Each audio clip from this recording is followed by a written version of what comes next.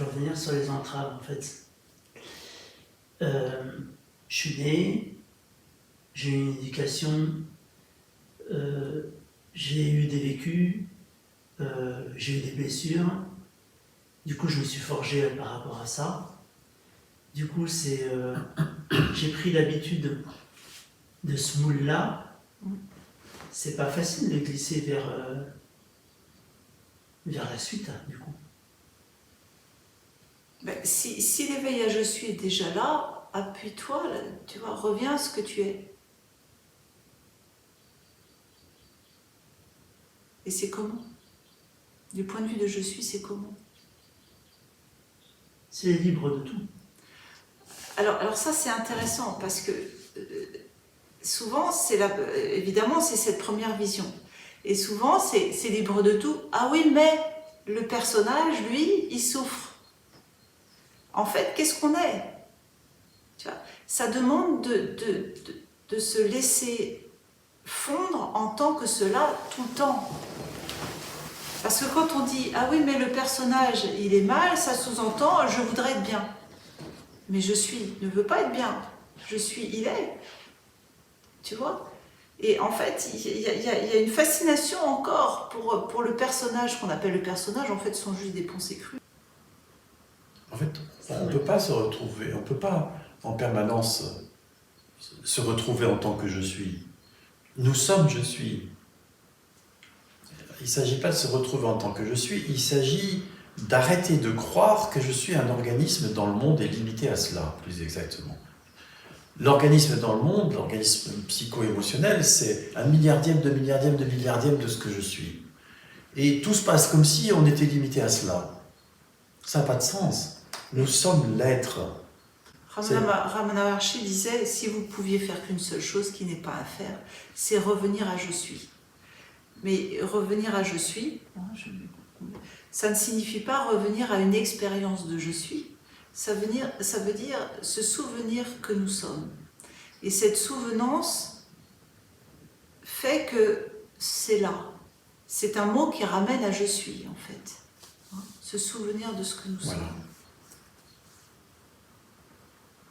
Et au lieu de s'occuper des problèmes que j'ai, de ce qui m'arrive, se souvenir, attends, je suis l'être, demeurer en tant que l'être, encore et encore et encore et encore. Mais il y a quand même ce contraste entre la vie de tous les jours. Il faut bien aller travailler pour manger. Oui.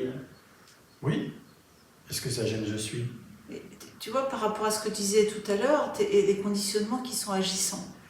Il n'y a personne pour avoir une action dessus. Tu peux juste, en tant que l'être, voir « Ah, ça c'est fou ». Depuis que c'est petit, ça s'appuie sur un système de fonctionnement particulier et ça l'amène jusqu'à son paroxysme, on pourrait dire. Tu vois, ça alors, tu vois, c'est une vision qui est laissée là en émergence, je ne sais pas comment dire, mais ça n'amène pas de réponse, ça ne cherche pas une réponse mentale, c'est juste un voir. Et de ce voir clair va naître des choses. Mais ça ne t'appartient pas en tant qu'organisme, c'est-à-dire l'organisme ne peut rien faire avec ça. C'est juste une déconstruction liée à un voir clair, ce qui n'est pas du tout la même chose. Et puis tout à l'heure, je te dis oui, quand tu as dit oui, il faut quand même bien aller travailler, etc. Et en fait, non. Maintenant, je vais te dire non. Tu n'es pas obligé d'aller travailler, tu n'es pas obligé de manger, tu n'es pas obligé de vivre dans une maison. Tu peux laisser faire la vie et éventuellement laisser le corps mourir. Ça ne change rien à ce que tu es. En fait, il te dit ça parce que dans le « il faut », il y a l'idée d'un quelqu'un. En fait, ça se fait. Donc, ça se fait. L'organisme va se lever après, va aller déjeuner. Ça se fait. Il ne peut pas ne rien faire. Ça se fait. Et c'est vrai que tout cela se fait en fonction de nos conditionnements, de nos préférences aussi, sur lesquelles on n'a aucun pouvoir.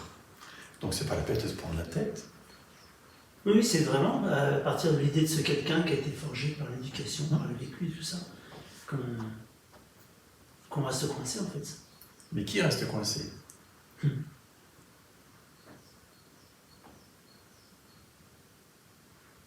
Il est où, ce Alors, quelqu'un qui reste coincé? ça soulève la frustration, évidemment, et ça soulève l'impuissance, qui sont tous les deux liés à l'idée d'un quelqu'un. Et comme disait Gérard tout à l'heure, on ne peut pas non plus en faire quelque chose, il n'y a personne. Juste à être en regard d'amour sur ça, tu vois, qui survient. Ah, il y a une frustration. Ben oui, je croyais que j'avais le pouvoir d'entretenir le corps, qu'il pouvait faire ce qu'il voulait, etc., etc. Non, en fait, non. Et puis il y a l'idée, je reste coincé. Mais en fait, c'est faux. Il n'y a pas de moi. Et il n'y a pas de coincé. On peut très bien faire autre chose. Qu'est-ce qui pourrait bien nous empêcher de faire autre chose que ce à quoi on a été conditionné? Ce à quoi cet organisme a été conditionné? Rien. C'est une invitation à déposer toutes ces pensées, enfin, comment dire, à laisser s'effondrer toutes ces pensées dans le cœur. C'est difficile parce qu'on veut faire. Et si la solution était dans un arrêt de l'écoute de toutes ces pensées? Ça fout la trouille parce que ça va à l'encontre de tout ce qu'on a fait, tu vois. C'est un raccourci à tous les conditionnements qu'on voudrait avoir, justement. Exact. Ouais. Mais pareil, qui va bien pouvoir déconditionner quoi? C'est sûrement pas un moi inexistant qui va pouvoir y arriver. Parce que lui, cet apparent moi n'est même pas conscient des conditionnements. Par contre, ce que je suis, lui, il voit que l'organisme agit de façon conditionnée. Et en plus, ça ne le gêne pas.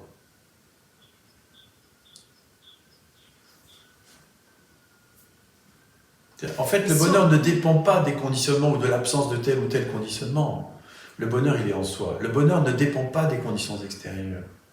Et ta question renvoie à la question du bonheur. Comment je peux faire pour être heureux dans le monde alors que je dois travailler, manger, patati, patata. Mais la question ne se pose pas du point de vue de l'être. L'être est le bonheur même. Que l'organisme travaille ou pas, qu'il ait faim ou qu'il n'ait pas faim, ça ne change rien. Elle est là la solution. Et simultanément, ça va forcément se mettre en route parce que ça fait avec ce qui se passe dans les phénomènes. Aujourd'hui, pour se nourrir, il y a besoin de donner une pièce pour avoir du pain. Forcément, si on n'en a pas, on va faire en sorte d'en avoir et avoir un travail. C'est comme ça que ça fonctionne, en fait. On peut aussi s'installer devant la boulangerie et mendier ou demander à quelqu'un est-ce qu'il voulait bien m'acheter un morceau de pain.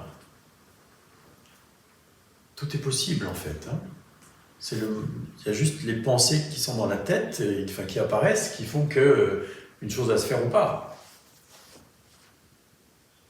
Et chercher une solution dans la matière, c'est de trop. Il n'y en a pas. Si c'était dans la dépose de cette recherche, tu vois.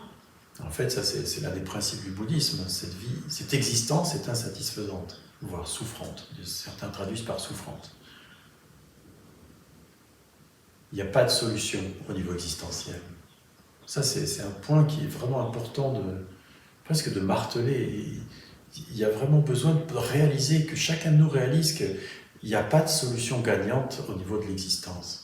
Jamais personne sur cette terre ne sera heureux par lui-même de façon durable. Et autonome. Et autonome. C'est impossible. C'est impossible. Depuis que l'espèce humaine existe, les gens essayent d'être heureux sur Terre grâce aux phénomènes, à tout ce qu'ils auront, etc. Et personne n'est jamais arrivé. Et nous, chacun de nous, on essaie depuis qu'on est né et on n'y arrive pas. Et on dit « Ah, mais il me manque quelque chose. Ah, mais quand j'aurai acquis ça. Ah, mais quand j'aurai réussi ça, alors... » Mais non. Parce qu'on acquiert, on arrive à faire ce qu'on voulait faire. Et le bonheur ne dure quand même pas. Un bonheur existentiel, durable, n'existe pas. C'est une des lois de la nature. L'impermanence, c'est l'un des deuxièmes principes du bouddhisme, tout est impermanent. Toutes les expériences sont impermanentes. Rien ne dure, donc le bonheur existentiel ne durera pas. Et quand vous étiez petit, on vous donnait, bon maintenant c'était des francs à l'époque, mais on vous donnait 5 centimes, vous étiez heureux. Si aujourd'hui on vous donne 5 centimes, comment ça se fait que vous n'êtes pas aussi heureux que quand vous étiez enfant?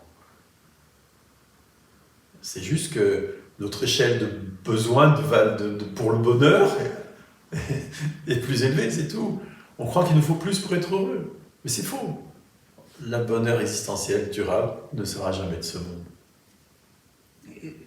Alors, tu prends le bonheur, mais la joie sans cause, en fait, dont on parle, elle émane de ce que nous sommes et c'est libre, c'est-à-dire que ça va imprégner les phénomènes de façon naturelle, libre. C'est pas récupéré par un quelqu'un, c'est pas récupéré par une possession personnelle. C'est juste une diffusion, une diffraction de ce que nous sommes. C'est magnifique. C'est totalement libre.